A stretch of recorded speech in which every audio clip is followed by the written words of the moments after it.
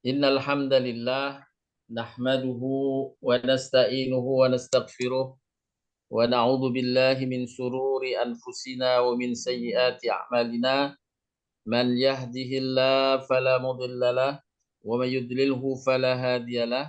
Asyhadu an la ilaha illallah wahdahu la syarikalah wa asyhadu anna Muhammadan abduhu wa rasuluh. Allahumma salli wa sallim ala nabiyyina Muhammadin wa ala alihi wa sahbihi ajmain. Amma ba'du. Bapak Ibu sekalian, keluarga besar Thayyibat Thara yang dirahmati Allah Subhanahu wa taala. Alhamdulillah kita panjatkan pujian dan syukur nikmat kehadirat Allah Subhanahu wa taala atas berbagai karunia dan kenikmatan yang dilimpahkan kepada kita dan keluarga. Semoga Allah tetap memeliharakannya dan selalu menambahkannya di hari mendatang. Amin ya rabbal alamin. Pada kajian pagi hari ini, mari kita sama-sama menyimak satu tema tanda-tanda zaman, bagaimana Islam memandangnya. Bapak Ibu sekalian, apa yang dimaksud tanda-tanda zaman? Banyak buku yang membahas tentang tanda-tanda kiamat. Bahkan semaraknya judul buku menjadi inspirasi munculnya sinetron dan film yang pada masa lalu yang kita kenal kiamat sudah dekat.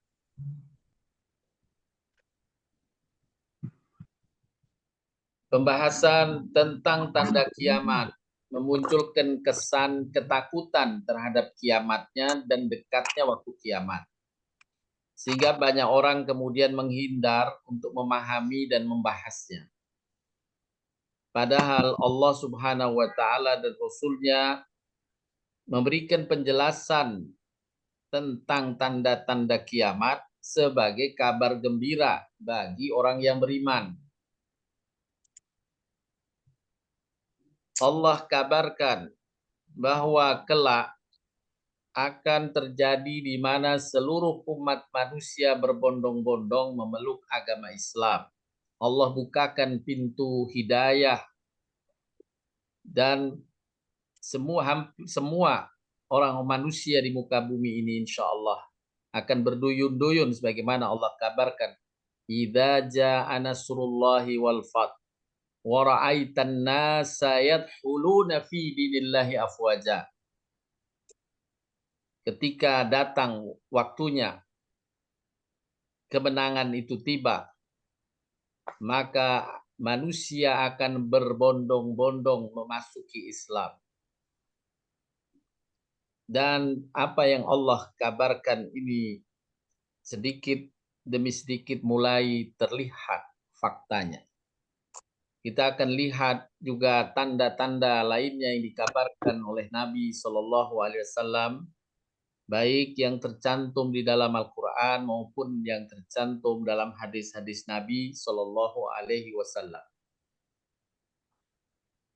Kabar gembira yang dimaksud, yang pertama akan berlakunya sunnah Allah bahwa Allah akan memenangkan agamanya atas semua agama di dunia ini sebagai bukti kebenarannya yang selama ini Allah jadikan sebagai batu ujian. Kalau kita dulu menyaksikan film-film, seringkali alurnya serupa, yaitu happy ending. Alur ceritanya happy ending. Awalnya banyak musibah, ujungnya senang. Dan itulah sebenarnya yang Allah ingin kabarkan. Di antaranya dalam surat As-Saff ayat 6. Allah Subhanahu wa taala berfirman yang artinya, Dialah Allah yang mengutus Rasul-Nya dengan petunjuk dan agama yang benar, serta akan Allah jadikan ia unggul, mengungguli semua agama di muka bumi. Yang kedua, sebagai pembuktian keimanan baik terhadap Al-Quran maupun hadis Nabi Shallallahu Alaihi Wasallam, dengan adanya peristiwa-peristiwa besar yang telah dikabarkan baik dalam Al-Quran maupun dari hadis-hadis Nabi SAW, yang kemudian kita melihat kebenaran kabar itu, kita saksikan, maka ini sebagai pembuktian keimanan. Makin kuat iman kita, karena terbukti apa yang dikabarkan Quran dan apa yang dikabarkan Nabi SAW ternyata terjadi. Allah mengingatkan berkaitan dengan hikmah ini dalam surat Al-An'am 104. Allah berfirman yang artinya, sesungguhnya telah datang dari Tuhanmu bukti-bukti yang terang. Maka barang siapa melihat kebenaran itu, yakni apa yang Allah kabarkan, kemudian terlihat kebenarannya, maka manfaatnya bagi dirinya sendiri. Dan barang siapa buta, tidak melihat fakta yang terjadi atau kebenaran itu, maka kemudaratannya kembali kepada orang itu. Dan aku Muhammad sekali-kali bukanlah pemeliharamu. Jadi sebagai pembuktian atas kabar dari Allah dan Rasulnya. Oh benar ya, terjadi benar. Nah itu pembuktian tentang keimanan. Adapun hikmah yang ketiga, menjadi peringatan untuk benar dalam membaca tanda-tanda dan benar dalam memposisikan diri di zaman di mana tanda-tanda zaman itu terjadi. Jadi kalau tanda-tanda itu dikabarkan untuk kita benar dalam menyikapinya, bukan sekedar mengetahui, tetapi bagaimana cara bersikap terhadapnya, itulah yang dipandu oleh Nabi Shallallahu Alaihi Wasallam. Bila tandanya ini terjadi, kamu harusnya demikian. Nah, itu yang kita perlu ketahui dalam mempelajari tentang baik dalam Al-Quran maupun dalam hadis Nabi SAW berkaitan dengan tanda-tanda akhir zaman. Dalam Al-Quran surat Muhammad ayat 18, Allah Subhanahu wa Ta'ala berfirman yang artinya, tidak ada yang mereka nantikan selain dari saat datangnya dengan tiba-tiba kiamat kepada mereka. Sesungguhnya tanda-tandanya itu telah datang. Tetapi apakah arti kesadaran mereka itu setelah terjadinya? Jikalau saat yang dinantikan itu telah tiba. Artinya tidak ada persiapan, tidak ada penyikapan yang benar, maka sia-sia kesadaran tentang kiamat. Oleh karenanya, amat penting untuk mengetahui tanda-tandanya agar kita bisa memposisikan diri dan bersikap dengan benar sesuai dengan apa yang Nabi tunjukkan dalam sikap-sikap tersebut. Inilah 3 hikmah yang dihasilkan atau didapat dengan mempelajari, mengetahui tanda-tanda akhir zaman, baik yang bersumber dalam Al-Quran maupun bersumber dari hadis Nabi Shallallahu Alaihi Wasallam. Yang keduanya merupakan wahyu Allah. Ada wahyu yang langsung berupa Al-Quran dan ada wahyu yang pelisanannya disampaikan oleh Nabi Shallallahu Alaihi Wasallam. Nabi SAW pernah bersabda pula berkaitan dengan tanda-tanda ini. Bersegeralah mengerjakan amal soleh, sebab akan datang banyak fitnah. Inilah yang dimaksud fitnah akhir zaman. Laksana malam yang gelap gulita. Pada pagi hari seseorang berada dalam keadaan beriman, tetapi sore harinya menjadi kafir. Atau sore harinya dia masih mukmin, masih beriman. Pagi harinya sudah terperosok kepada kekafiran. Dia menjual agamanya dengan harta benda dunia. Dia menjual agamanya dengan harta benda dunia. Peristiwa semacam ini, yakni menjual agama dengan harta benda, telah terjadi di masa-masa lalu, di masa bahkan sebelum Nabi Muhammad SAW. Bagaimana terjadi pada muridnya Nabi Musa, Bal'am bin Baura, yang menjual kedekatannya dengan Nabi Musa dengan harta yang diberikan Firaun. Demikian juga Yudas Iskariot yang mengkhianati gurunya Nabi Isa alaihissalam hanya untuk mendapatkan emas, ya, pundi-pundi emas. Dia menjual agamanya dengan harta benda dunia. Dan kejadian ini dikabarkan oleh Nabi akan terus juga berlangsung di masa-masa mendatang.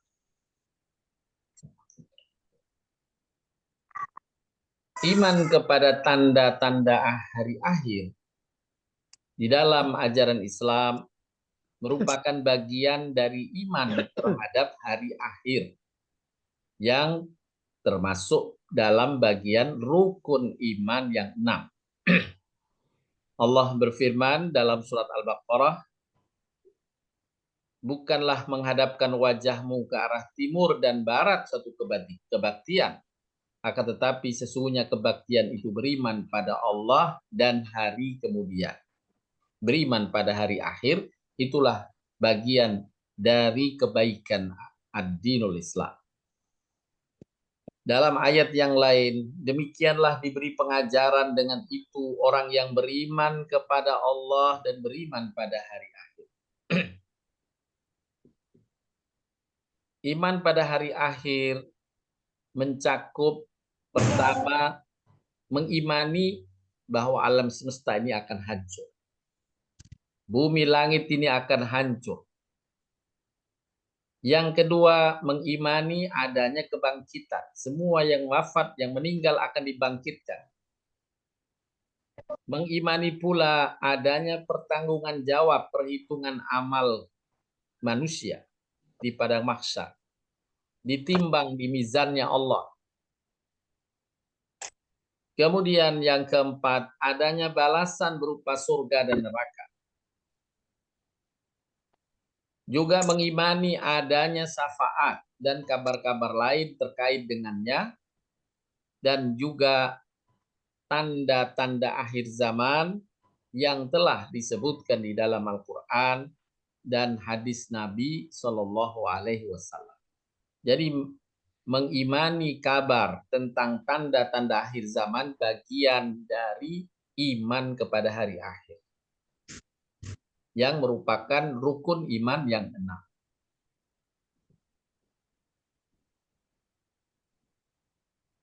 Berkaitan dengan kapan terjadinya kiamat, telah dijelaskan bahwa yang tahu waktunya hanya Allah tentang terjadinya. Tapi Allah hanya memberikan penjelasan tentang tanda-tandanya, tidak menentukan hari atau tanggal terjadinya kiamat atau kehancuran alam semesta. Hanya memberikan tanda-tanda.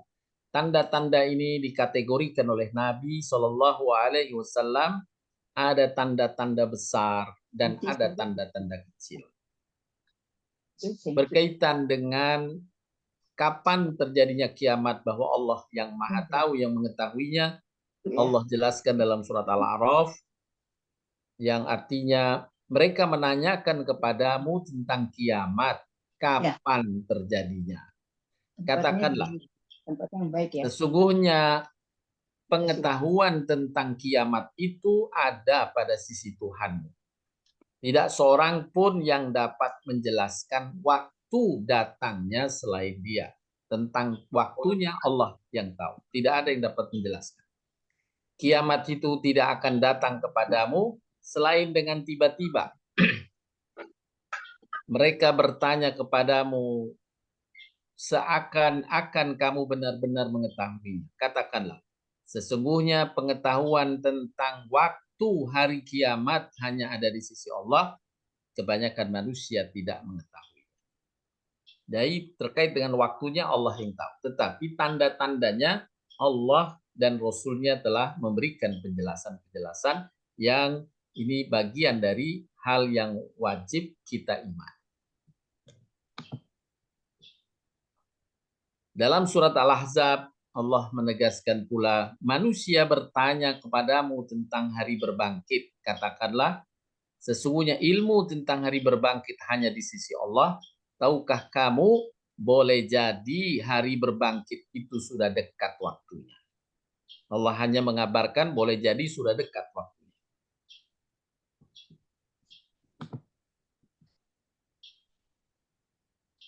Ayat-ayat Al-Quran dan hadis Nabi Shallallahu Alaihi Wasallam walaupun tidak menyebutkan tentang waktu terjadinya kiamat, akan tetapi memberikan isyarat tentang dekatnya waktu kiamat itu.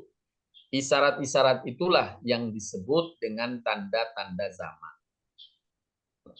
Allah berfirman dalam surat Al-Anbiya dan juga dalam surat Al-Ahzab yang artinya telah dekatlah kepada manusia hari menghisap segala amalan mereka, sedang mereka berada dalam kelalaian lagi berpaling daripadanya. Dan tahulah kamu, boleh jadi hari berbangkit itu sudah dekat waktunya. Allah mengingatkan itu dengan mengabarkan tanda-tandanya.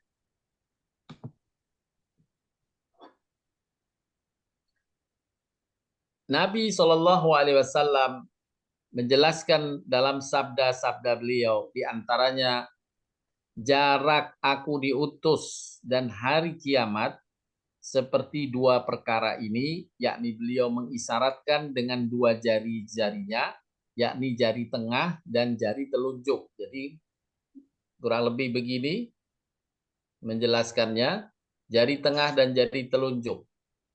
Ini jarak yang dipendek adalah jarak umur dunia sampai diutusnya Nabi SAW, sedangkan yang jari tengahnya adalah jarak manusia turun ke muka bumi sampai kiamat. Jadi jaraknya cukup pendek. Itu isyarat dari Nabi dengan menggunakan jari tengah dan jari telunjuknya. Dalam hadis beliau yang lain, waktu kalian, yakni umat Nabi Muhammad SAW, antara sholat asar dan terbenamnya matahari. Jadi kalau dimulai dari awal maghrib, itu waktu hari, terus telah berjalan semalaman sampai subuh, berjalan terus sampai siang hari, sampai masuk waktu asar. Kalau bumi ini diawali waktu maghrib, maka pada putaran jam itu sampai waktu asar, itulah mulai Nabi Muhammad SAW. Dan menunggu kiamatnya sampai masuk waktu maghrib lagi. Dan ini juga pengungkapan gambaran Nabi SAW bahwa umat Nabi Muhammad SAW adalah bagian dari akhir zaman.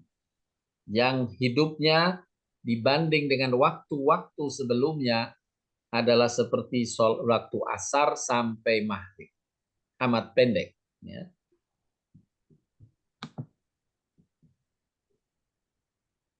Di dalam surat yang lain Allah berfirman, tidak ada yang mereka nantikan selain dari saat yang datang dengan tiba-tiba, yakni kiamat kepada mereka. Sesungguhnya tanda-tandanya, yakni tanda-tanda kiamat telah datang. Tetapi apalah arti kesadaran mereka jika saat yang dinantikan itu telah tiba. Karena mereka abai terkait dengan tanda-tanda yang sudah datang. Bapak Ibu sekalian, mari kita simak penjelasan Nabi Shallallahu Alaihi Wasallam berkaitan dengan tanda-tanda akhir zaman. Apakah apa yang dikabarkan Nabi masih kita tunggu kejadiannya di masa yang akan datang? Ataukah apa yang dikabarkan Nabi itu sudah ada sebagian paling tidak? Di dalam hadis Imam Ahmad, Imam Tirmizi, dan Imam Ibnu Majah telah disampaikan hadis-hadis Nabi berkaitan dengan tanda-tanda dekatnya kiamat akhir zaman itu. Di antaranya saya mencatat, saya akan kita telaah satu persatu untuk melihat apakah tanda-tanda itu sudah banyak terjadi atau sebagian terjadi atau sama sekali belum ada satupun yang terjadi. Yang pertama dikabarkan oleh Nabi dekatnya kiamat, melimpahnya harta benda. Mungkin melimpahnya harta benda kita bisa akui atau masih relatif dibanding dengan harta benda masa-masa ini. Yang kedua, munculnya orang-orang yang mengaku nabi. Adanya orang yang mengaku nabi. Dan kita di tanah air pun sudah mendapatkan bukti yang sedang terjadi atau sudah terjadi adanya yang mengaku nabi, yaitu Mossadegh yang mengaku mendapatkan wahyu dari Gunung Sindur di Bogor, dan Ibu Lia Aminuddin yang juga mengaku kedatangan malaikat Jibril dan mendapatkan wahyu dari malaikat Jibril dan mengaku nabi. Jadi munculnya orang-orang yang mengaku nabi, kita sudah mendapatkan faktanya. Kemudian kurangnya sifat amanah, makin menurunnya sifat amanah, juga kita bisa banyak saksikan. Banyaknya pejabat yang zalim, ini dikabarkan oleh Nabi 1400 tahun yang lalu tentang tanda-tanda akhir zaman, banyak pejabat yang zalim. Semaraknya perzinaan, semaraknya minuman keras, ini juga bagian dari tanda yang dikabarkan Nabi SAW. Yang keenam, memperindah masjid, kurang memakmurkannya. Masjid-masjid banyak yang indah-indah, tapi isinya satu shaf, dua shaf, kurang memakmurkannya. Ini juga dikabarkan Nabi sebagai tanda akhir zaman. Yang ketujuh, berlomba-lomba mendirikan bangunan tinggi. Ya, kita juga saksikan bagaimana hampir semua negeri ingin membangun bangunan-bangunan, gedung-gedung menjulang tinggi. Kalau kita di Jakarta pun bisa menyaksikan bagaimana bangunan-bangunan tinggi itu terwujud, ya, sudah menjadi bagian dari keinginan banyak orang untuk atau banyak negara membangunnya. Kemudian banyaknya pembunuhan dan peperangan. Yang kesembilan, banyak kemusyrikan di kalangan umat Islam. Ya, kesirikan, tidak mentauhidkan dan mengesahkan Allah, terjerumus kepada bentuk-bentuk kesirikan itu muncul di kalangan umat Islam. Yang ke-10, merajalelanya pembunuhan. Banyak orang tua berlagak seperti anak muda, merajalela riba dan sifat kikir, mengucap salam hanya pada orang yang dikenal. Ya, mengucapkan salam kalau ketemu orang yang kenal baru assalamualaikum, tapi kalau nggak kenal diam-diam saja. Padahal dia tahu itu muslim. Nah, dahulu di masa-masa lalu kalau ketemu orang yang identitasnya muslim, mereka mengucapkan salam di jalan. Assalamualaikum. Ya. Sedangkan kita kalau di jalan, walaupun tahu itu kumpulan orang-orang muslim sedang duduk, kita lewat saja tidak mengucapkan salam. Kalau ada sebagian yang kita kenal, baru kita tegur dengan salam. Nah, ini juga menjadi bagian dari yang disabdakan Nabi tentang tanda akhir zaman. Wanita-wanita berpakaian tapi telanjang. Artinya busananya membuka auratnya sampai berlebihan. Yang ke-15, banyak kebohongan dan informasi yang simpang siur. Nah, itu era sekarang, di era medsos, informasi simpang siur. Nggak ada yang memiliki legalitas, validasi siapa sebenarnya informasi yang paling benar yang mana.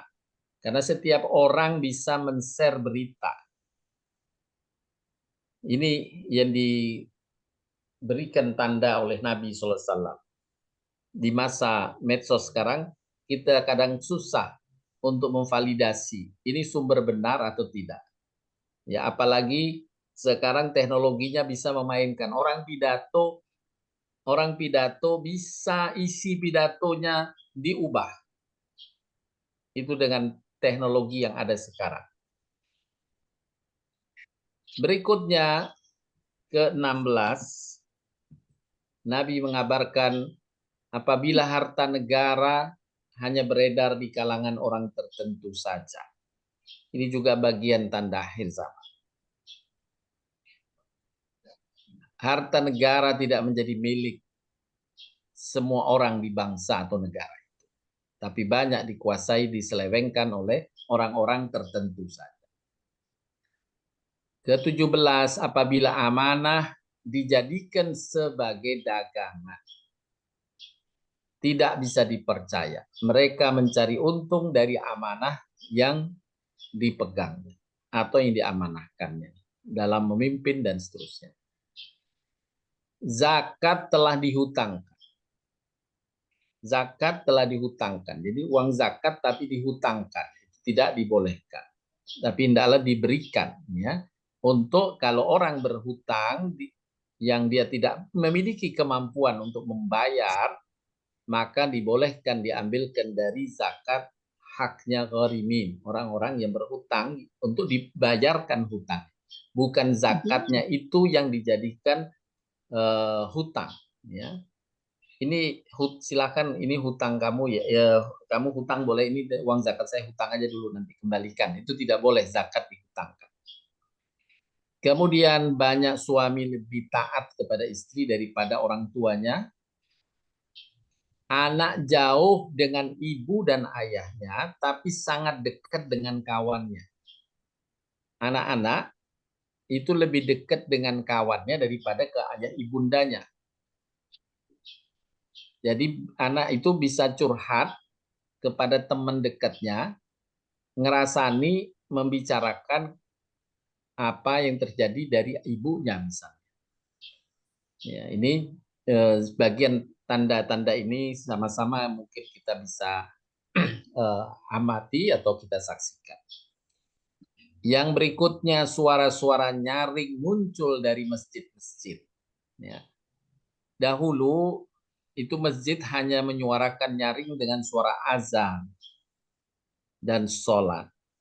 Tapi di masa sekarang, ini yang disinyalir oleh Nabi, banyak bermunculan suara nyaring dari masjid-masjid yang tidak pada waktunya.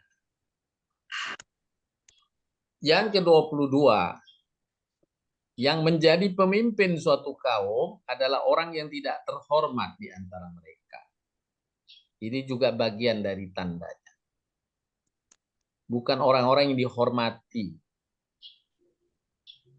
Yang berikutnya, seseorang dimuliakan karena ditakuti kejahatannya. Bukan karena mulianya perilaku, tapi karena begitu jahatnya, begitu kejamnya sampai dimuliakan. Karena takut atas kekejamannya. Yang berikutnya, arak diminum secara leluasa, minuman keras diminum secara leluasa. Kain sutra banyak dipakai oleh kaum lelaki. Para penyanyi disanjung-sanjung. Ini juga sudah dikabarkan oleh baginda Nabi SAW. Musik banyak dimainkan setiap waktu. Kalau dahulu itu pada masa-masa atau waktu-waktu tertentu. Tapi Nabi mengabarkan akan semarak musik setiap waktu. Dan yang ke-28, generasi akhir mencela generasi awal. Generasi yang terakhir selalu mencemooh generasi sebelumnya. Selalu generasi sebelumnya menjadi tempat kesalahan. Seolah-olah hanya generasi sekarang yang paling berjasa. Itu tanda akhir zaman yang dikabarkan dalam hadis-hadis Nabi SAW. Dan para ulama memasukkannya dalam tanda-tanda kecil baru. Tanda-tanda kecil hari kiamat. Bapak Ibu sekalian, apa yang diuraikan tadi dari hadis Imam Ahmad, Ibnu Majah dan Tirmizi yang dikumpulkan sebagai introspeksi atau melihat fakta keadaan di lingkungan kita saat ini, apakah tanda-tanda itu telah terwujud atau belum? Masih berlanjut dari hadis-hadis Nabi lainnya. Kiamat tidak akan terjadi hingga waktu semakin singkat. Kita sama-sama merasakan bahwa waktu semakin singkat ini di era sekarang. Tiba-tiba waktu dari pagi sudah maghrib. Astagfirullah, udah maghrib. Yang lain lagi berkata, ya Allah cepat amat, sudah hari Sabtu lagi. Baru kemarin Sabtu rasanya. Yang bulanan juga astagfirullah, udah masuk November ya. Yang tahunan astagfirullah, sudah tahun 2023 mau berakhir lagi. Padahal baru kemarin itu. Nah, ini semua adalah ungkapan-ungkapan yang menyatakan bahwa waktu semakin cepat dirasakan. Tidak terasa. Nah, inilah di antara yang dikabarkan Nabi. Kiamat tidak akan terjadi, maksud tanda-tanda kiamat adalah waktu semakin singkat. Bukan pergerakan buminya yang makin lambat atau makin cepat, tapi hanya dirasakan dalam persepsi manusia. Karena begitu sibuknya manusia sampai lupa waktu. Kemudian maraknya musik dan penyanyi. Apabila musik dan para penyanyi telah begitu marak, itu di antara tanda-tanda. Juga dalam hadis yang lain, pasar semakin dekat. Tidak akan terjadi hari kiamat sehingga pasar-pasar semakin berdekatan. Kalau dahulu, ya dahulu kalau kita lihat di Jakarta saja, itu ada pasar Jumat, ada pasar Minggu, jaraknya sudah cukup lumayan. Ada pasar Senen, ya. Kalau di Senen perginya ke pasar Senen. Hari Jumat ke pasar Jumat ramai. Hari Minggu ya ke pasar Minggu. Ya. Nah, pasar Salasanya ada di Bogor. Di Bogor ada pasar Salasa. Nah, pasar Rebo ada masih di Jakarta. Jadi jauh-jauh jarak pasar itu. Sekarang dari satu mall ke mall yang lain sudah berdekatan. Ya, ini yang dikabarkan Nabi, pasar-pasar semakin berdekatan.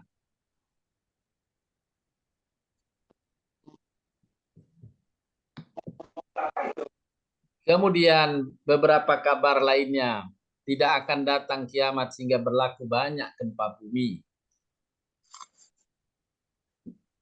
Sebelum berlakunya hari kiamat akan terdapat kematian yang amat menakutkan dan kemudian dari itu berlakulah tahun-tahun gempa bumi.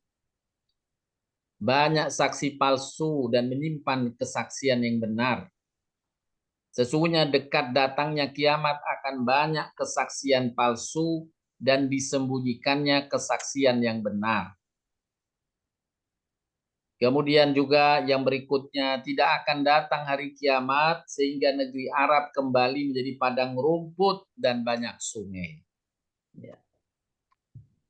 Ini riwayat yang terakhir Ibnu Majah juga dapat kita saksikan di beberapa negara-negara yang awalnya padang pasir tandus, sekarang sudah juga ditumbuhi pepohonan, tanam-tanaman yang subur.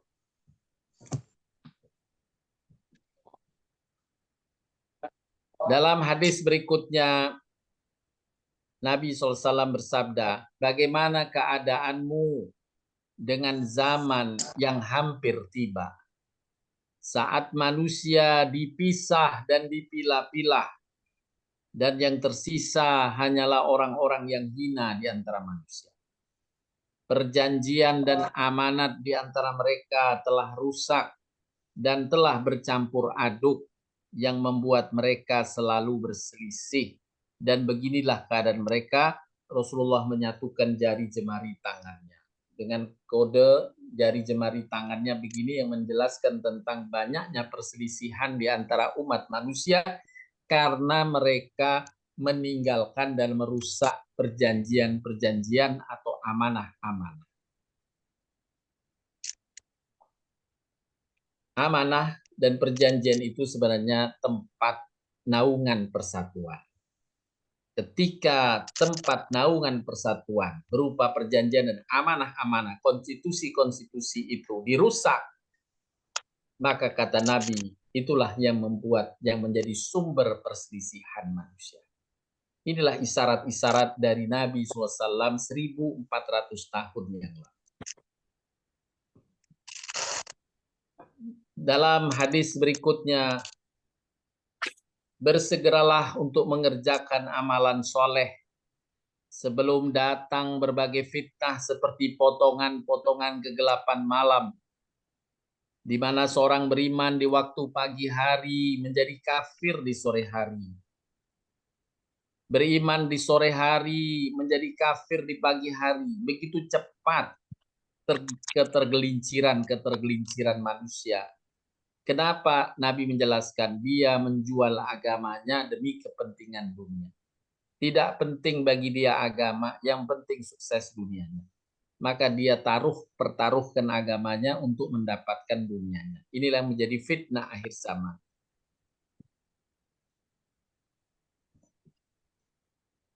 Berikutnya masih dari hadis Nabi SAW berkaitan dengan tanda akhir zaman ini, sekaligus pengajaran tentang sikap yang Nabi sampaikan. Sungguh kalian hidup di zaman di mana ulamanya lebih banyak daripada khotibnya. Itu di masa Nabi SAW, hidup ulamanya lebih banyak daripada khotibnya. Ulama yang berilmu lebih banyak daripada yang di mimbar-mimbar. Ya, yang memberi penjelasan di mimbar-mimbar. Ulama lebih banyak. Banyak ulama yang mungkin tidak berkesempatan menyampaikan ilmunya di mimbar. Inilah yang disebut oleh Nabi, ulamanya lebih banyak daripada khotibnya. Kemudian nasihat Nabi, barang siapa meninggalkan 10 bagian dari agama, maka ia celaka. Dan akan datang, berikutnya akan datang suatu zaman sesudahnya di mana khotibnya lebih banyak daripada ulamanya. Yang bicara di mimbar-mimbar lebih banyak daripada para ulamanya yang berilmu. Maka barang siapa mengerjakan 10 bagian saja dari agama, maka ia akan selamat. Hati-hatilah kalian dengan yang 10 bagian itu. Nah, inilah tanda di mana saat itu banyak penyimpangan yang kita diminta untuk berhati-hati.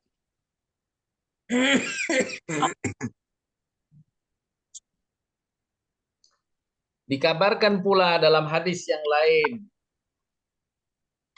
ketika Nabi mengabarkan banyak pembunuhan terjadi, maka para sahabat bertanya, "Ya Rasulullah, apakah pada masa itu kami masih berakal? Apakah pada masa itu kami masih berakal?" Nabi bersabda, akal kebanyakan manusia zaman itu dicabut. Kemudian mereka dipimpin oleh orang-orang yang tak berakal. Kebanyakan manusia menyangka para pemimpin itu mempunyai pegangan, padahal sama sekali tidak demikian. Yang dimaksud pegangan adalah hujjah, argumen yang kuat, yang benar. Tapi sebenarnya dia tidak. Inilah di antara yang dikabarkan Nabi SAW dari tanda-tanda zaman yang dikategorikan oleh para ulama dengan tanda-tanda kecil. Adapun bagian yang kedua, tanda-tanda besar. Di antaranya adalah munculnya Dajjal. Itu bagian dari tanda-tanda besar. Dalam keterangan para ulama, di antaranya Syekh Hamad bin Abdullah radhiyallahu anhu rahimahullah berkata, telah mutawatir, artinya hadisnya tingkatnya kebenarannya seperti halnya Al-Quran, yakni mutawatir, tidak diragukan kebenarannya. Hadis-hadis seputar Dajjal dari jalan sanad yang berbeda, sebagaimana yang telah disebutkan dalam beberapa kitab, di antaranya kitab Kitabul Jamaah. Jika saja tidak ada hadis-hadis tersebut kecuali hadis yang memerintahkan untuk berlindung kepada Allah dari fitnah Dajjal pun sudah mencukupi, ya, karena kita diminta oleh Nabi agar berdoa meminta perlindungan dari fitnah Dajjal. Nah, berkaitan dengan tanda Dajjal itu sudah maklum akan munculnya Dajjal. Kemudian tanda besar lainnya adalah turunnya Isa ibnu Maryam. Tentang turunnya Isa ibnu Maryam ini baik tercantum dalam Al-Quran, juga dijelaskan lebih rinci oleh Nabi SAW. Ayat Al-Quran yang menjelaskan akan turunnya Isa ibnu Maryam kembali ke muka bumi adalah surat Az-Zuhruf ayat 61. Hal ini disepakati oleh para ulama. Allah Subhanahu wa taala berfirman, sesungguhnya Isa benar-benar sebagai ilmu tentang hari kiamat. Ilmu di sini adalah tanda. Tanda tentang hari kiamat. Isa itu kedatangannya kembali akan menjadi tanda tentang hari kiamat. Bahwa hari kiamat sudah dekat. Itulah tanda besarnya hari kiamat. Karena itu jangan kalian ragu-ragu tentang kiamat. Ikutilah aku, inilah jalan yang lurus.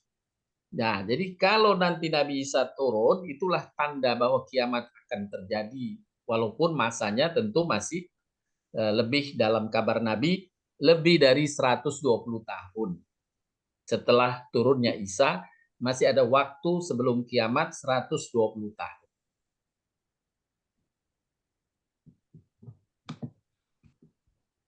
Firman Allah berkaitan dengan Nabi Isa ini tercantum juga dalam surat An-Nisa. Saya akan bacakan terjemahannya.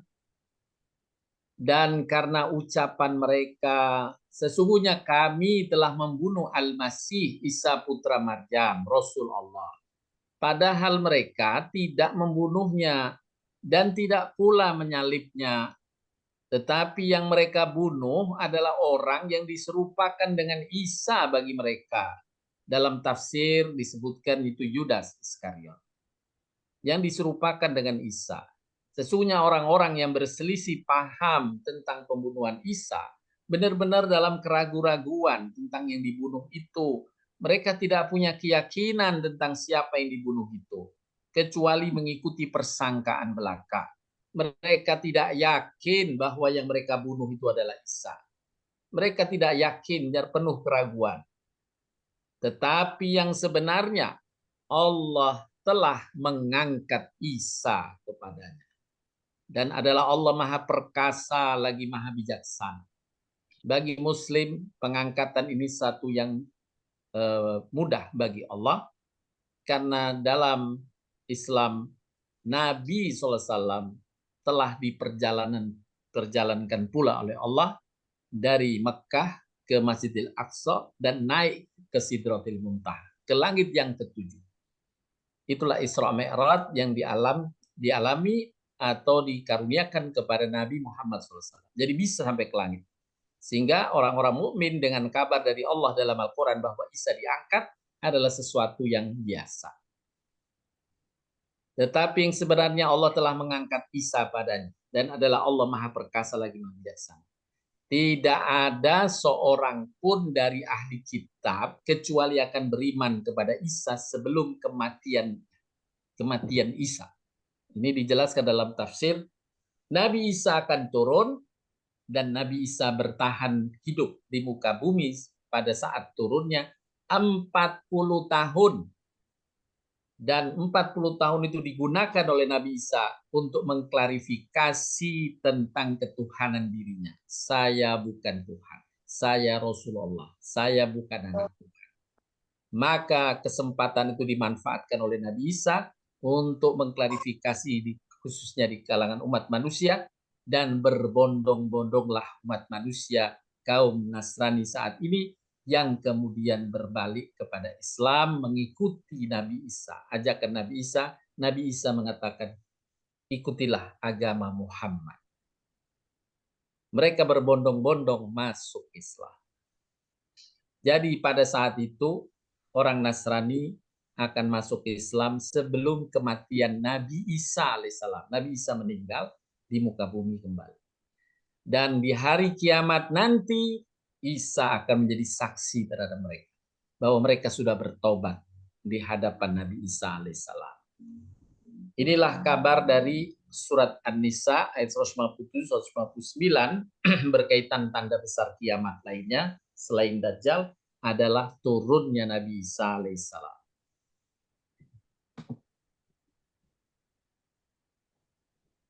Dalam hadis Imam Bukhari, Nabi menguraikan lagi tentang turunnya Nabi Isa ini.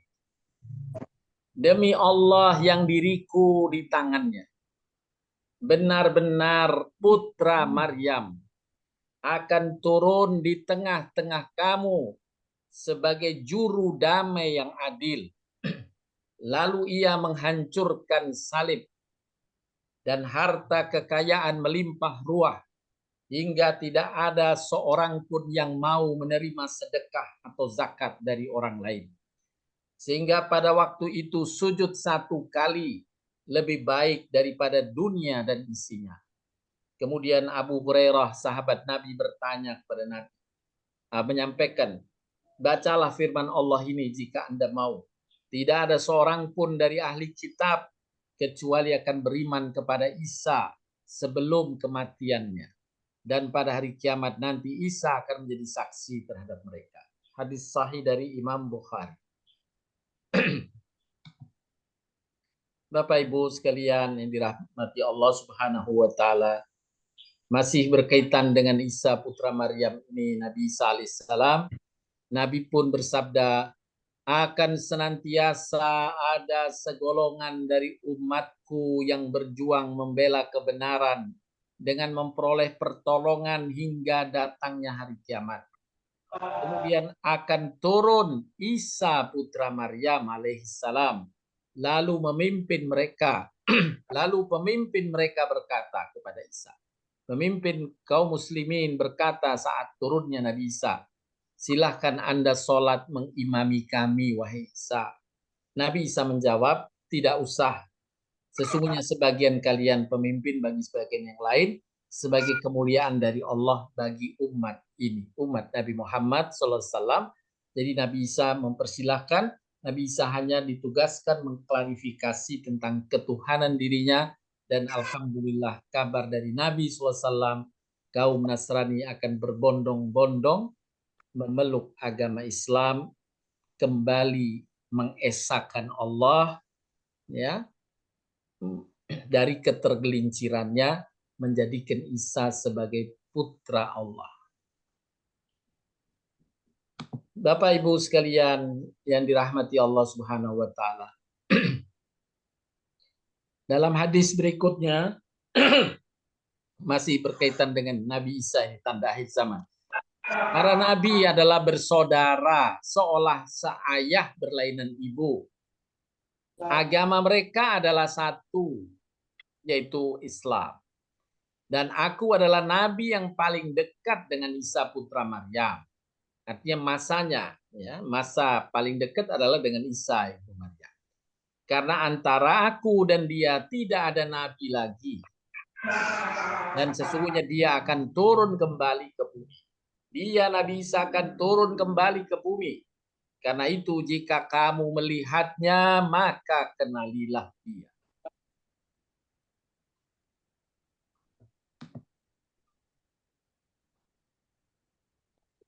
Di dalam hadis lainnya, tempat turunnya Nabi Isa pun Nabi sudah ungkapkan. Sungguh Isa ibnu Maryam akan turun di Menara Putih sebelah timur kota Damaskus. Dalam hadis yang kedua, riwayat Imam Bukhari Muslim juga, demi zat yang jiwaku di tangannya, hampir tiba masanya akan turun kepada kalian Ibnu Maryam sebagai hakim yang adil. Ia mematahkan salib, membunuh babi, menghentikan perang.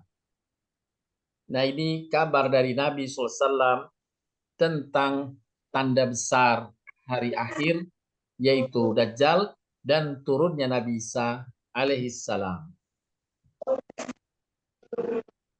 Juga dijelaskan dalam Al-Quran, tanda akhir zaman lainnya yang dikabarkan sebagai tanda besar adalah munculnya Ya'jud Ma'jud. Ini tercantum dalam surat Al-Kahfi dan juga surat Al-Anbiya. Al-Kahfi 9299 dan surat Al-Anbiya 9697. Silahkan nanti berkesempatan menelaah tafsir atau terjemahan dari surat Al-Kahfi 9299 dan Al-Anbiya khususnya 9697. Hingga apabila dibukakan tembok Ya'jud Ma'jud dan mereka turun dengan cepat dari seluruh tempat yang tinggi dan telah dekatlah kedatangan janji yang benar hari kiamat. Maka tiba-tiba terbelalak mata orang kafir. Mereka berkata, aduhai celaka kami. Khususnya kami adalah dalam kelalaian tentang hal ini. Bahkan kami adalah orang-orang yang zalim.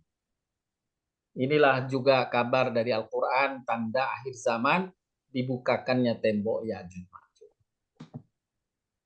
Kemudian, Bapak Ibu sekalian, tanda berikutnya adalah hancurnya negara Israel. Ini juga bagian dari tanda besar akhir zaman. Disebutkan langsung oleh Allah dalam Al-Quran surat Al-Isra ayat keempat dan ketujuh.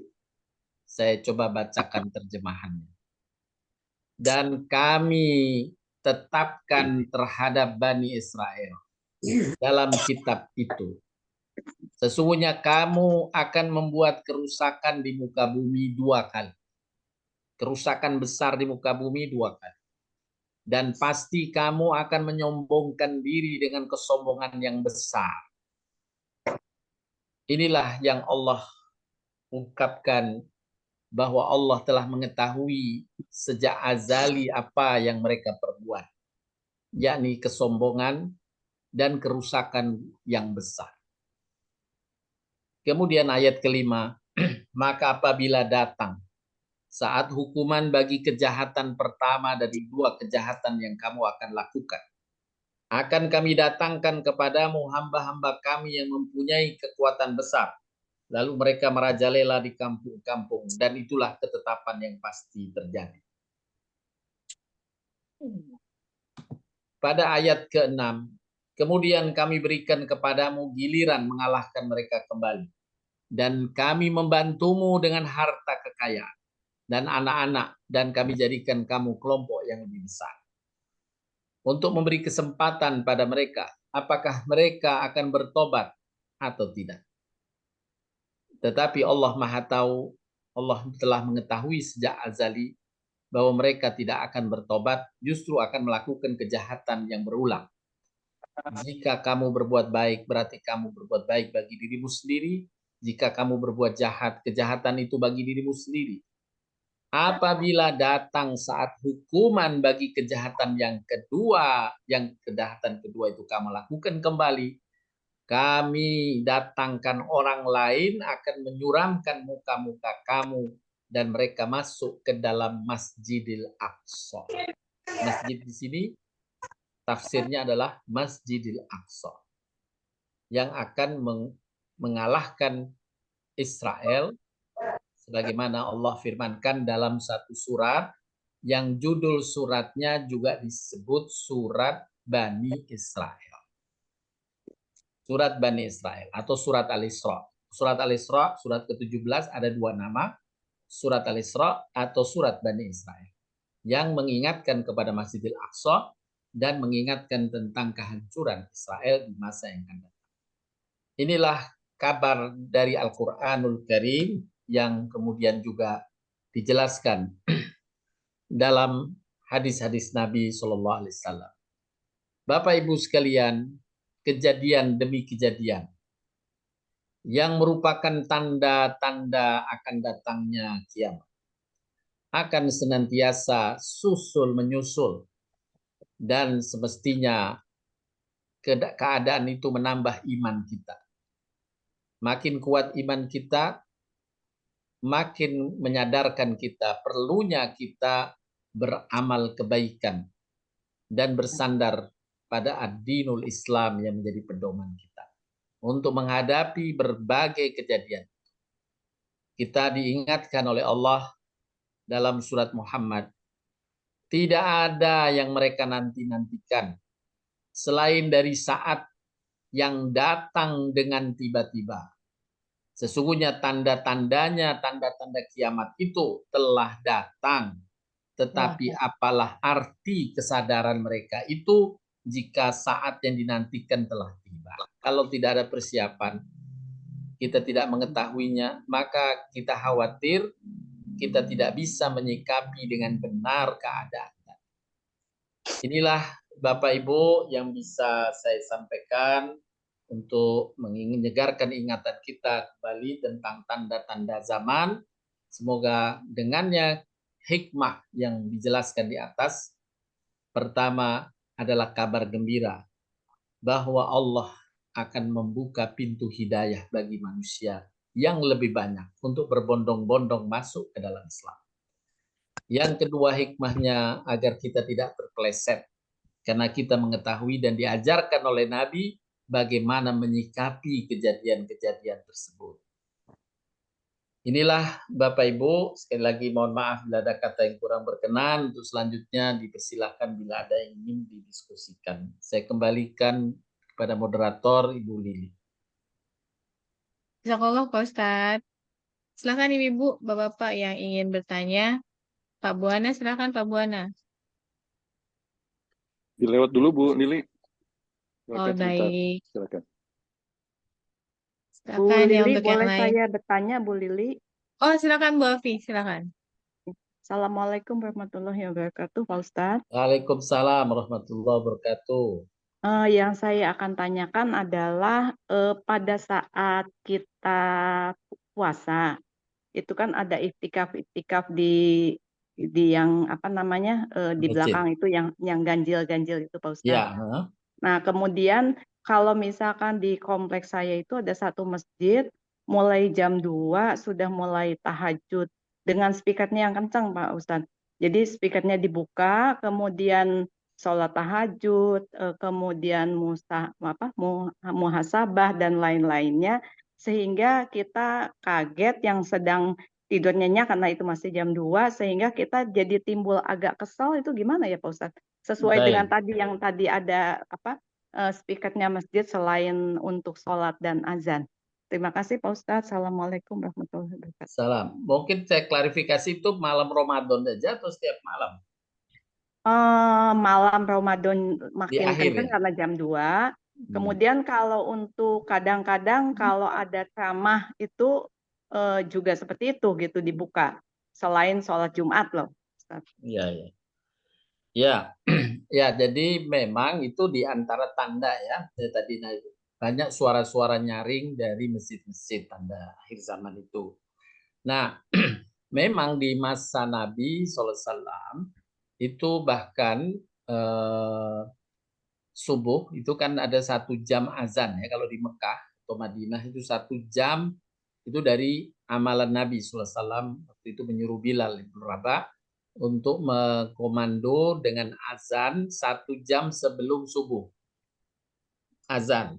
Tapi di dalam azan, teks azannya 1 jam sebelum subuh itu tidak diungkapkan dengan as-sholatu khairum minan naum. Ya, Nabi melarang Bilal menyebutkan as-sholatu khairum minan naum. Salat lebih baik daripada tidur. Tapi di waktu subuh, karena subuh itu wajib, maka Nabi menyuruh Bilal membaca juga dalam azannya as-sholatu khairum minan naum. Salat itu lebih baik daripada tidur. Tapi waktu tahajud tidak. Nah, jadi tentu untuk harus bijak ya di situasi lingkungan dan sebagainya, pengurus harus bijak kapan dia menyuarakan seruannya. Jangan 1 jam terus-menerus, apalagi jam 2 tadi yang Ibu sampaikan Bu Evi. Jam 2 sudah nyaring terus-menerus ya. Nah, itu akan mengganggu. Jangankan dengan speaker. Nabi SAW pernah menegur sahabatnya di dalam Masjid Nabawi sedang beriktikaf. Sahabat ini membaca Quran dengan suara yang agak lantang. Nabi kemudian menegurnya dan berkata, pelankan suaramu, apakah engkau tidak melihat sahabat-sahabatmu ada yang tidur, ada yang sholat. Jadi Nabi menyuruh dia baca Qurannya memelankan suara. Padahal itu di masjid dan malam Ramadan lagi juga. Apalagi sampai mengeluarkan suara speaker bukan pada waktunya di jauh-jauh waktu sholat itu. Ya. Kita maklumi memang di sebagian kita kadang sudah menyuarakan setengah jam lah sebelumnya kalau subuh atau waktu maghrib. Ya. Tapi hendaklah tidak mengganggu orang-orang yang sedang beristirahat di sekitarnya. Begitu Bu Evi. Jadi Kalau fenomena yang misalkan terjadi itulah yang sudah diungkap oleh Nabi SAW. Iya. Kalau misalkan berarti kalau misalkan kita apa namanya bukan menegur bilang sama apa namanya Pengurus. itu tapi kan kita sesama Muslim jadinya kita agak bingung ya Pak Ustadz ya. Ya kita mendiskusikannya ini aja dengan kalem aja dengan adab gitu ya. Pak ini janganlah mungkin diumumkan misalnya jam berapa siap-siap misalnya kan 1 jam kalau sunnahnya itu 1 jam sudah disuarakan 1 jam sebelum subuh kan masih ada waktu untuk tahajud ya diumumkan aja supaya orang ingat tapi jangan juga nonstop keras semuanya 1 jam kasihan anak-anak yang sedang beristirahat orang tua yang sedang kurang sehat beristirahat bisa terganggu dan itu kalau suaranya suara ayat Al-Quran kan sampai dia kemudian memarahi Al-Qurannya kan kasihan juga. Jadi disampaikan aja Bu, suara itu misalnya dilunakkanlah volumenya, gitu ya. Yang penting ada suara, tapi tidak sampai sangat keras di rumah, sampai di rumah para tetangganya. Begitu Bu. Ya baik Pak Ustadz, terima kasih. Assalamualaikum warahmatullahi wabarakatuh. Waalaikumsalam. Silakan Pak Buana. Pak Buana silakan. Terima kasih Bu Lili, Pak Ustadz. Assalamualaikum warahmatullahi wabarakatuh. Assalamualaikum warahmatullahi wabarakatuh. Semoga Pak Ustadz dan semua yang hadir di sini selalu dapatkan rahmat dan hidayah dari Allah Subhanahu wa Ta'ala. Amin ya rabbal alamin. Pak Ustadz, ini pertanyaan soal Jumat Pak Ustadz. Ya. Yang saya pahami dan mungkin kita semua tahu jamaah Jumat itu kan harus datang sebelum imam naik mimbar agar pahalanya tidak hilang gitu ya Pak Ustadz ya. Ya. Nah di depan di masjid yang biasa saya ikuti di kantor selama 1 tahun 2 tahun terakhir, setelah saya lihat saya baru sadar ternyata mulai azan dan juga mulai imam naik mimbar ini dia lebih belakang dibandingkan dengan waktu adzan pada umumnya. Misalnya adzan Jumat itu jam 12, adzan jam 12, nah itu ada 2 jam 12 lebih 05 kurang lebih begitu. Artinya imamnya itu masuk atau naik mimbarnya itu lebih dari yang masjid pada umumnya. Nah itu saya datang dalam kondisi agak terlambat. Kalau seandainya di tempat lain saya terlambat Ustaz. Tapi kalau di tempat masjid itu saya tidak terlambat. Nah itu saya termasuk kategori orang yang terlambat atau yang masih datang karena imam belum naik mimbar. Gimana Baik, itu Ustaz? Ya. Pertama hadisnya berkaitan dengan teks naik mimbar, khotib di mimbar. Nah, sehingga waktunya adalah khotib di mimbar. Kadang seperti di Masjidil Haram ya, Masjidil Haram itu antara azan sampai khotib, kan ada 2 kali azan. Kalau sampai khotib azan pertama, kemudian azan kedua untuk isyarat khotib naik mimbar. Jadi khotib naik mimbar baru azan lagi. Nah, itu antara azan pertama dan kedua cukup lama. Makanya kemudian karena teksnya naik mimbar, jadi walaupun tadi dalam konteks waktu di areal tersebut kita atau masjid situ khotib naik mimbarnya lebih dari 5 menit dari waktunya atau bahkan boleh 10 menit misalnya, tidak masalah. Yang dijadikan sandaran dalam teks hadisnya adalah khotib naik mimbar, bukan waktu masuknya zuhur. Karena antara waktu masuknya zuhur dengan khotib naik mimbar setiap masjid berbeda-beda. Karena ada yang menyiapkan dulu sholat qobliyahnya, ya mempersilahkan dulu, atau ada yang langsung azan. Begitu Pak Buana, insya Allah diterima amal ibadahnya. Amin, amin. Pak Ustadz, itu kan kalau seandainya kalau 2 kali adzan Jumat, saya udah ini Maklum, ya, udah yakin ya, maklum. Tapi ini di tempat saya itu cuma 1 gitu, cuma sekali adzan, tapi agak lama. Tapi tadi kalau lihat dari dalilnya adalah tergantung khotib naik mimbarnya, Pak Ustadz ya. Iya, betul.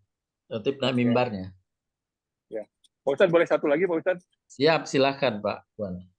Terkait dengan waktu sholat, Pak Ustadz, waktu perjalanan haji, kan ada kalanya kita Jumatan tidak di Masjidil Haram, karena mungkin giliran atau kondisi tidak memungkinkan kita Jumatan di Masjidil Haram. Jadi yang kita sholatnya di hotel atau di tempat lain. Nah, waktu itu sebagian jamaah waktu sudah masuk waktu sholat, ayo sholat, adzan langsung sholat. Tapi ada juga yang berpendapat nanti dulu, tunggu dulu sekitar 5 menit dulu atau 10 menit setelah Masjidil Haram sholat, adzan berkumandang, baru kita kumandangkan adzannya. Karena waktu itu pemahamannya adalah mendahulukan atau meninggikan Masjidil Haram. Ini bagaimana Pak Ustadz? Sepengetahuan saya selama di Tanah Suci, Mekah, Madinah, itu masjid-masjid di sekitar Masjidil Haram pun itu waktu azannya sama. Jadi kan ada masjid-masjid yang di daerah agak jauh dari masjid. Itu azannya waktunya sama. Jadi tidak harus menyelesaikan dulu azan dari Masjidil Haram. Jadi azannya itu bisa berbarengan ya Pak Ustadz? Bisa, tidak ada istilah, bisa ya. Tidak ada karena istilah, waktunya Bu tidak harus menginduk ke Masjidil Haram, tapi bersandar pada waktu yang sebenarnya. Jadi misalnya waktu zuhur jam 12:05 misalnya, ya sudah seluruh kota Mekah itu azan jam 12:05. Jadi tidak mereka kemudian masjid-masjid kecil yang lainnya menunggu selesai azan di Masjidil Haram, tidak. Jadi itu mungkin pendapat yang tidak valid ya. Oke, kalau gitu terima kasih Pak Ustadz. Baik, sama-sama. Assalamualaikum. Waalaikumsalam. Ya Ibu, ya silakan untuk yang lain. Assalamualaikum. Kalau nggak ada saya yang bertanya nih Pak Ustadz. Silakan Bu Lili. Pak Ustadz, boleh nggak sih kita berdoa untuk dimeninggalkan sebelum Dajjal datang? Enggak, doa yang diajarkan kan diajarkan Nabi adalah kita terhindar dari fitnah Dajjal, bukan doa cepat meninggal sebelum Dajjal muncul, tidak. Karena boleh jadi kita hidup di masa Dajjal dalam keimanan yang kokoh, itu pahalanya berlipat-lipat ganda. Ya, jadi kita doanya semoga dikuatkan, tidak terkena fitnah Dajjal. Begitu Bu Lili, doanya itu karena justru di situ rahmat Allah bagi orang yang dicintai Allah, dikasihi Allah, hidup di masa Dajjal itu pahalanya besar. Kalau dia istiqomah, ya, istiqomah. Baik. Dan insya Allah makanya kita doa Allahumma ini a'udzubika min fitnati masihid dajjal. Ya Allah, lindungilah kami berlindung padamu dari fitnah ad-dajjal itu. Begitu Bu Lili. Baik Pak Ustadz, clear. Semoga Silakan kita untuk yang panjang lain. umur terus sampai turunnya Nabi Isa alaihissalam, ya, bisa menyaksikan kebenaran. Baik Pak Ustadz. Silakan untuk yang lain. Assalamualaikum. Ya, silakan Bu Sofi. Terima kasih Jeng Lili. Pak Farhat, saya ini loh Bu menghitung Sofi suaranya tidak terdengar Bu Sofi. Bisa lebih maju. Udah dengar? Halo. Masih Kecil belum, sekali Bu. Bu Sofi.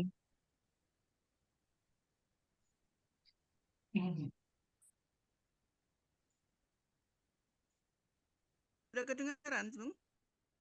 Belum dengar ya? Belum Bu Sofi. Bentar. Minta bantuan anak sebentar. Sambil menunggu Bu Sofi, silakan yang ingin mengajukan pertanyaan. Pak Atta, Bu Rita. Nggak kedengaran suara Ibu. Masya Allah, ada Pak Harta. Saya memperkirakan ada Pak, karena ada Bu Rita. Beliau dari ini nih, bukan di tempat nih. Beliau sedang ke rumah putrinya. Ke Oh iya tempat benar. Iya, putrinya. oh jengukin Afifah ya. Jenguk Afifah ya. Silakan untuk yang lain. Baik, kalau sudah nggak ada mungkin bisa kita cukupkan Bu Lydia. Ibu Baik Pak Sofi Ustadz. kayaknya belum. Iya Pak. Oh, enggak. Baik, Bapak Ibu sekalian, mungkin Saya Pak, demikian bisa yang dengar, Pak? bisa disampaikan. Bisa dengar suara saya, Pak? Pak Farhat, ada Bu Sofi kalau nggak salah Ya, mau bertanya, cuma baik suaranya silakan kecil. Bu Sofi. Ini saya anu sekali loh. Halo Bu Sofi. Nggak Pak kedengaran. Farhat, kedengaran suaranya? Halo. Nggak. Pak Farhat. Ditulis Halo? Bu, saya bisa ngedengar suara Ibu tapi kecil. Pak Farhat mungkin nggak dengar. Bisa ditulis aja Bu, mungkin Bu. Diapain? Oh, ditulis. Halo, ya Bu Sofi silahkan Bu. Sudah kedengaran Pak Farhat? Ya, Halo. mana ini? Sudah terdengar Bu Sofi? Sudah terdengar, saya izin. Sudah terdengar. Kita coba Bu Silakan tanya. Bu.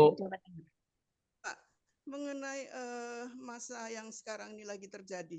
Jadi kerusakan dari Bani Israel itu sebetulnya dari awal sekarang ini kerusakan yang keberapa kali? Maksud saya karena mereka itu kan membuat kerusakan itu kan sudah sering sekali gitu loh, Pak. Jadi sekarang ini kerusakan yang keberapa kali mungkin yang namanya besar. Baik, begitu, Pak. ya. Saya tangkap Bu. Udah. Ya. Ya. Tentang ayat tadi surat Al-Isra berkaitan dengan kerusakan yang dialami oleh kaum muslimin ya. Yang pertama itu ketika mereka di masa Nabi SAW meminta kepada Nabi untuk mengirimkan mereka sahabat-sahabat yang hafal Quran. Ya. Kemudian Nabi bersemangat karena berharap mereka masuk Islam. Maka Nabi mengirimkan beberapa sahabat untuk menemui mereka, mendakwahi mereka, yang dikirim sesuai permintaan Bani Israel itu, yang dikirim harus yang hafal Quran. Nabi mengirim beberapa sahabat. Kemudian Bani Israel menanggapinya dengan surat, kurirnya menyampaikan, wahai Muhammad, kaum kami banyak, yang kamu kirim amat sedikit. Kirimkan kepada kami yang lebih banyak, 70 orang. Maka Nabi mengirimkan sahabat-sahabat yang hafal Quran, 70 itu kesemuanya. Tidak ada kabar. Setelah beberapa waktu Nabi memerintahkan beberapa sahabat untuk mencek kok tidak ada kabar satupun dari mereka. Ternyata 70 orang penghafal Quran itu dibunuh oleh Bani Israel.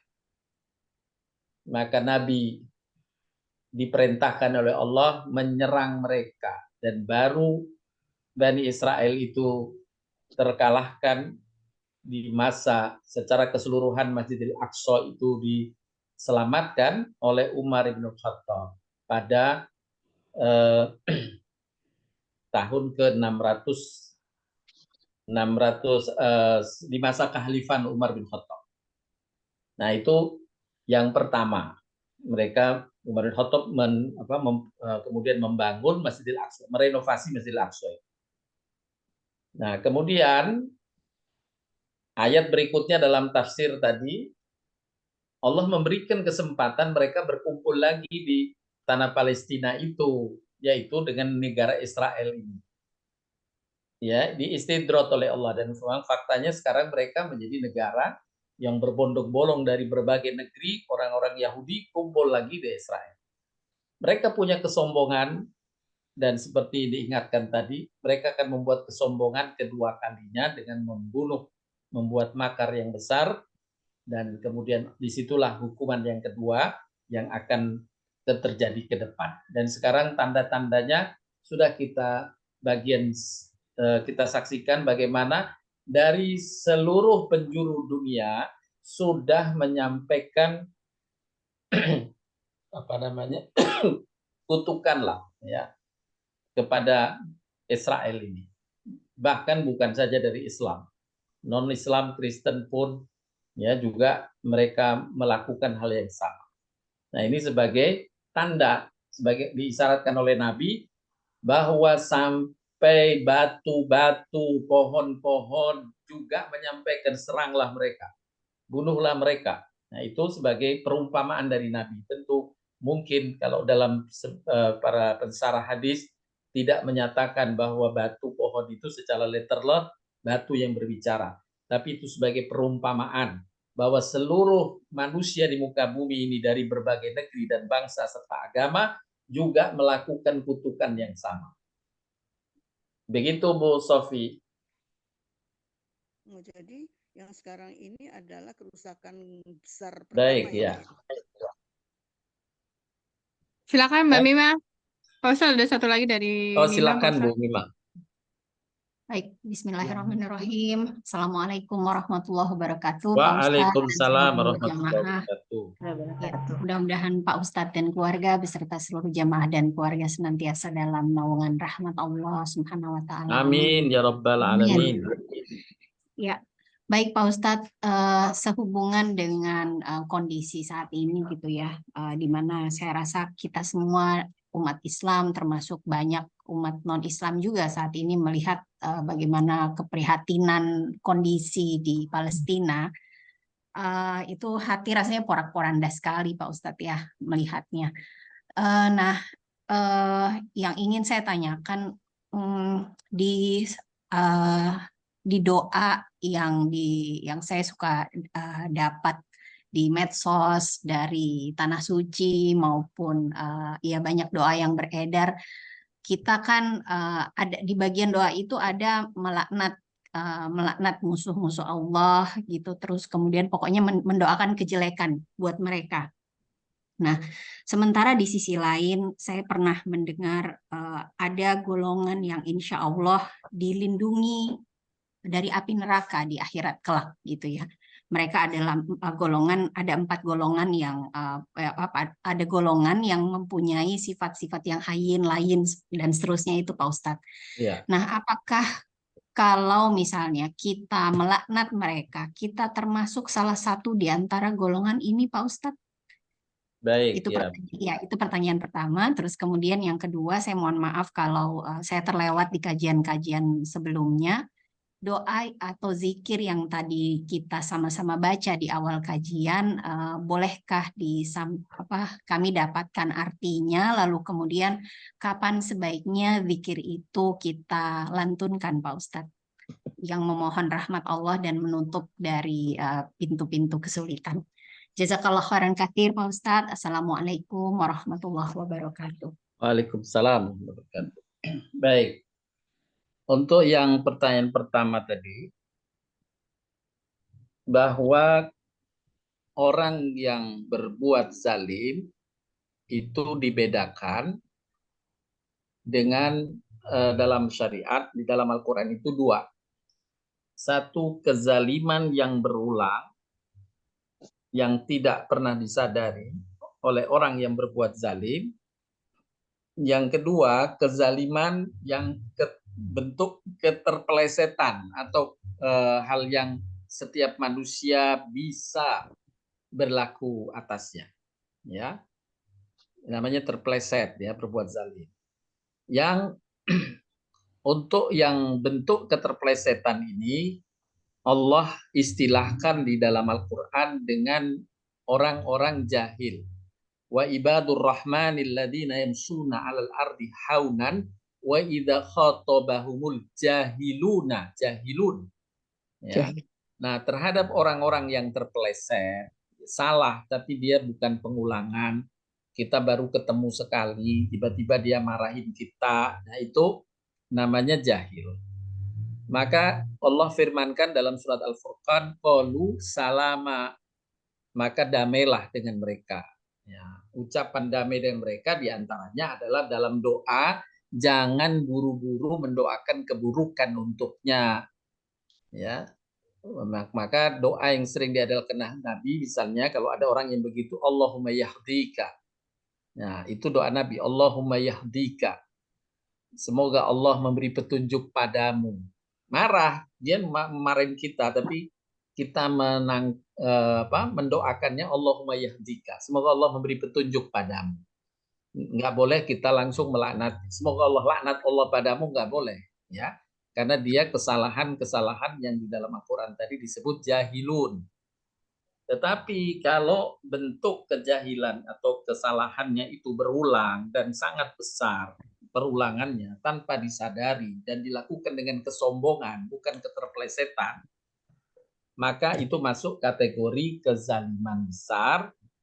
Maka Nabi mengingatkan, hati-hati kalian dalam menzalimi orang, karena Allah membuka langit atau mengijabah doa orang yang kalian zalimi.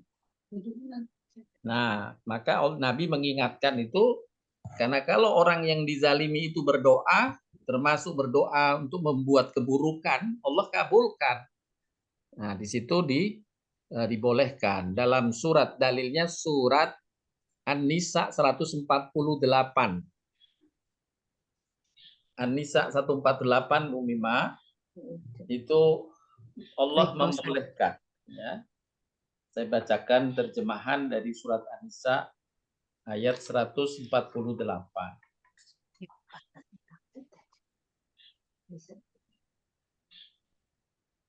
La yuhibbullahu al-jahra bis-su'i minal qawli illa man zulim. Allah tidak menyukai ucapan buruk, perkataan buruk yang diucapkan secara terus terang, kecuali oleh orang yang dizalimi. Allah Maha mendengar, lagi Maha mengetahui. Nah, ayat ini dalam tafsir, Allah tidak menyukai ucapan buruk, termasuk doa-doa buruk, itu tidak Allah sukai. Kecuali oleh orang yang dizalimi. Jadi termasuk doa buruk, kalau disampaikan oleh orang yang dizalimi, Allah juga kabulkan. Ya, Allah juga kabulkan. Sebagaimana doa Nabi Nuh alaihissalam, ya. Doa Nabi Nuh, kita lihat doa Nabi Nuh di dalam surat Nuh.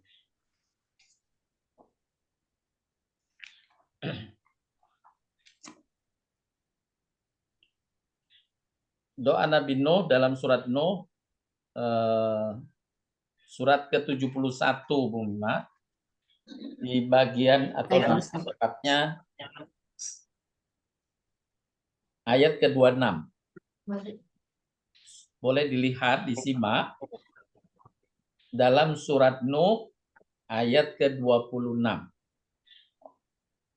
Allah berfirman di sini, Wa qala Nuhur Rabbi la tadar 'alal ardi minal kafirina dayyara. Innaka intadarhum yudillu ibadaka wa la yalidu illa fajiran kafara. Dan Nuh berdoa. Doa Nabi Nuh. Ya Tuhanku, jangan engkau biarkan seorang pun di antara orang-orang kafir itu tinggal di atas bumi. Sesungguhnya jika engkau biarkan mereka tinggal, niscaya mereka akan menyesatkan hamba-hambamu. Dan mereka hanya akan melahirkan anak-anak yang jahat dan tidak tahu bersyukur. Nah, itu doa Nabi Nuh terhadap orang-orang yang zalimnya bersangatan. Begitu Bu Mima, jadi mendoakan laknat kepada Bani Israel itu satu yang lumrah. Ya. Baik Pak Ustadz, jazakallah khairan katsir. Sama-sama Bu Mima. Yang kedua tadi zikirnya ya. Zikir yang tadi itu saya nukilkan kembali di layar.